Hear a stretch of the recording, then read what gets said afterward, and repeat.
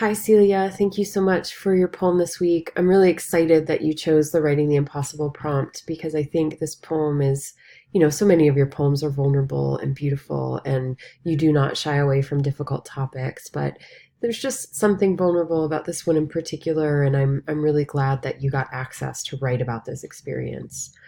I want to start with your questions. So you ask, I felt it was scattered and unstructured.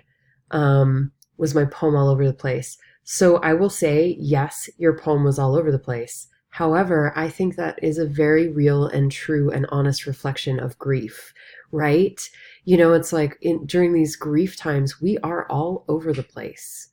Um, so here's what I would recommend in terms of moving forward with this poem. What I would recommend is, have you ever seen those poems who have sort of marked different sections and or chapters, if you think about it as chapters? So I would see this first two stanzas as like one. So I would say Roman numeral one, these first two stanzas.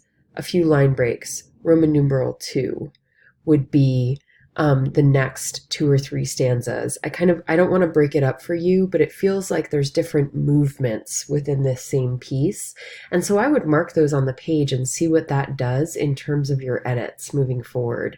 So perhaps three sections, Roman numeral one, two, and three, and place it throughout the poem, and then see how that sort of framework might help you move forward with edits.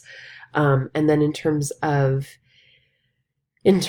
editing, I would just say, set this aside for a few days and then pick it back up and see if there's any padding, anything that you feel could be cut from it. A word here, a line there, a phrase there.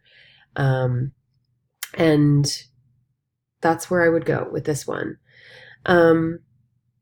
So was your other question about the tone being consistent? Yeah, I mean, I think the tone is consistent, but I also think there's some shifts in it, which also makes sense because you're writing about a grief experience.